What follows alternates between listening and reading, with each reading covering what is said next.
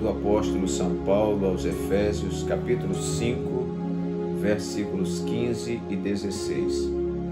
Portanto, vede prudentemente como andais, não como nécios, mas como sábios, remindo o tempo, porquanto os dias são maus. Há uma história muito interessante, muito difundida nos sermões, de um certo irmão da igreja, era um obreiro, e ele morreu. E o pastor daquela congregação foi celebrar então seu velório, e enquanto fazia o velório, ele começou a dizer: olha, meus irmãos, é com muita tristeza que nós perdemos o nosso amado irmão fulano de tal, um homem honesto, um homem íntegro, um homem manso, um bom pai de família, um trabalhador, um homem amigo de todos, e começou a enaltecer, aquele irmão que estava ali no caixão. E de repente a esposa dele, que estava no velório, estava com o filhinho do lado, disse: meu filho, dá uma olhadinha ali no caixão e vê se é realmente seu pai que está lá. Porque ela não estava conseguindo entender porque todos aqueles elogios, quando aquele homem não correspondia àquilo que o pastor estava falando. Uma história triste, engraçada, e que nos traz também muitas lições. E nós queremos falar hoje sobre quem eu sou realmente. Uma pergunta. E para tanto nós vamos falar aqui 5 flechas de sabedoria, baseadas nesta ilustração e nesse texto bíblico que acabamos de ler. A primeira flecha de sabedoria é que o que temos e o que somos em algum momento da vida se manifestará.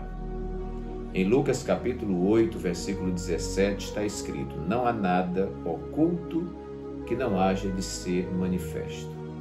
Nós podemos ocultar por um tempo, mas no decorrer da vida essas coisas vão aparecendo. É como aquele carro que alguém está interessado em vender, o carro tem ferrugem, a pessoa passa uma tinta, ilude o comprador, e o comprador olha aquele carro, às vezes está pintado, está polido, e ele diz: esse carro é muito bom. E com o tempo começa a estourar aqueles lugares onde havia ferrugem. Então, o que temos e o que somos em algum momento da vida que se manifestará. Segunda flecha de sabedoria: uma coisa é reputação, outra coisa é caráter. Reputação é aquilo que dizem ao nosso respeito, é a imagem que nós temos perante as pessoas, mas caráter é aquilo que nós somos quando estamos sozinhos.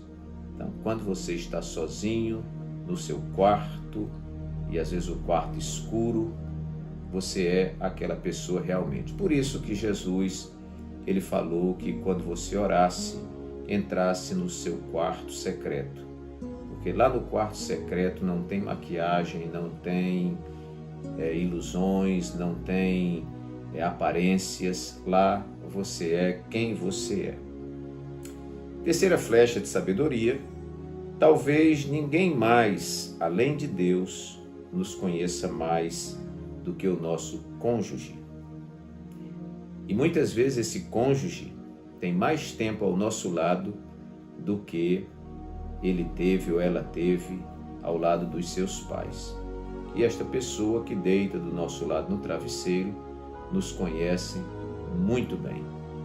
É por isso que quando nós vamos trabalhar separação de obreiros, para nós é muito importante termos o parecer da esposa destes obreiros, porque nós entendemos que esta esposa que está ao lado deste homem o conhece bem, porque convive com ele em sua casa.